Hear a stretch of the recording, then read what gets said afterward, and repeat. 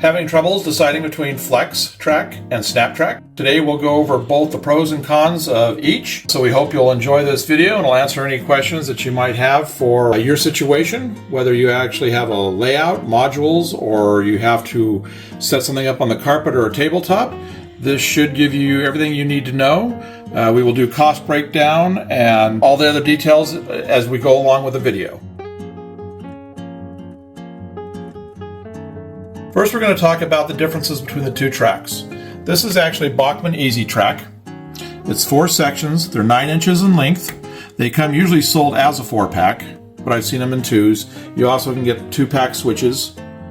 It's a hard, rigid plastic, as you can hear, and hollow underneath with easy clips.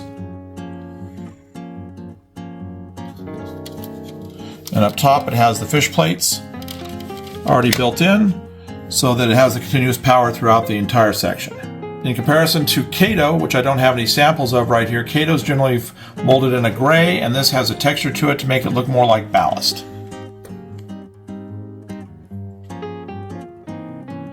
Right, in front right here, this is Atlas Flex Track. This is code 100, which is basically your starter code. It's great for getting used to putting trains on and off the rail. It's a little taller in height. Atlas also has code 83 and code 70. 83 is the more prototypical. It's actually truer to the actual height of the rail to the height of the wheels. And the code 70, a lot of guys use. That's actually pretty much what it is, but you don't. It's harder to work with your cars, causes derailments and issues with putting trains on and off. So you guys usually relegate that for like doing switching areas and yards and things like that. But for mainline rail, you're going to want to use code 100 or 83. Another difference is this is not rigid like this is. I'm going to show you right here. If you've never seen Flex Track before, this is what you can do with Flex Track. You can make this fit any space, any area that you need to. You can see how nice that is. A little squeaky, but when it's nailed down, you don't have to worry about that. Now, the only thing with the Atlas versus this is you have to have a road bed for this. And you can either have the foam, which is made by Woodland Scenics, or Midwest Products makes the cork type. Both have their advantages and disadvantages. Cork over the years can harden. A foam's a little harder to work with as far as making it go around curves and stuff, but you can do it if you just take your time. So that is an extra step here versus this right here that has it already built in. I did mention that the Bachmann E-Z only comes in code 100. You don't have the options of a code 83 or a code 70 on this. Kato only comes in a code 83. In HO and N is code 80. Now, Bachmann also has this in N scale, but it's code 100 as well. So those are the primary features of both of these. Now, you have curved sections for this. So unlike this, when you can make this fit any space you want, you will have to think ahead with your track plan. The curves are all set degrees, so you'll have to figure out what you're going to need for however big of a curve you want and choose from there. This, in my opinion, is best for bench work. If you actually have a layout, that you have a foundation that you can build on, whether it's wood or homosote or foam or whatever it happens to be, our opinion is Flex is good for this. This is fantastic for those who aren't to that stage yet. And we see a lot of guys that are running trains on YouTube where they set this up on their carpet or on a tabletop like a dining table, where you don't have to worry about hammering things like this down because you have to do that to hold the curves or gluing this down. So this is perfect for those kind of situations. So both of these have pros and cons to them. So it's just going to depend on what your situation is and what you're comfortable working with, because also with this you will have to do ballasting. Which the Kato track has the ballast built in. This does not. You probably want to ballast this and glue it to this as well. So those are the main differences between the two, other than cost. This right here, a 4-pack of this, I'm going to get my numbers right on this because I don't want anybody coming back and saying, no, that's not what this costs. These are for a 4-pack, run typically $16 for a 3-foot section. What you have right here, a little more than a 3-foot section.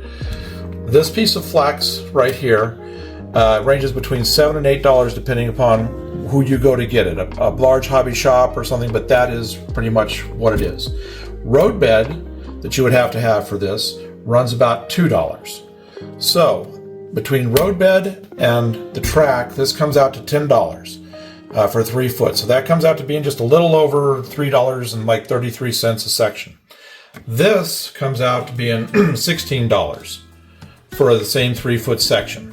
So you can see the difference right off the bat. This is over half again as expensive as this is for an option. But again, depending upon your situation, this may be the only option you have. And it's fine. You can just keep reusing it and changing your track plan and everything like that. So, but if you're looking at cost effectiveness, the ballast is not going to be that much that you have to add to this. You're probably looking at just maybe 10 cents a foot for ballasting. So that's the cost, and that's the differences in the track. Next, we're going to show you the sound level of what it's like. Now, we don't have the cork or anything under here, so it's going to be a little noisier being straight on wood, but it not by much.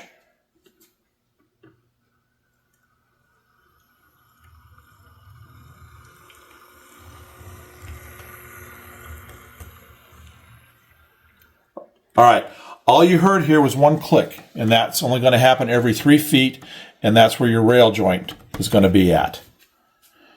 All right, so we're going to pause for just a second. Here's the snap track test. The thing to listen for is the clicking noise of every 9 inches where the sections come together, and the plastic's a little noisier.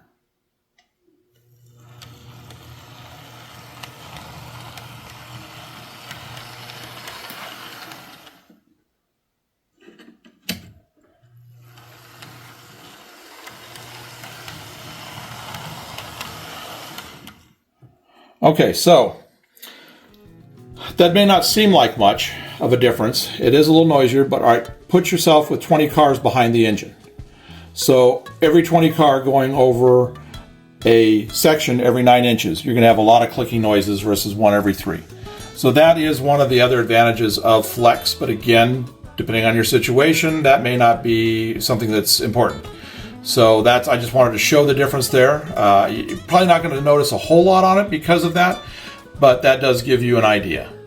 In conclusion, we hope this has helped you maybe make a decision on what type of track is going to best suit your needs, whether it's budget or where you're actually going to have your layout. And depending upon what code you're choosing, since FlexTrack has the 3 different codes, but the Snap Track only has 1 code per. So if that's not a consideration, then I wouldn't even worry about it. So either one will do what it needs to do for you, just depending on what your situation is. Thanks for watching. I hope this has helped.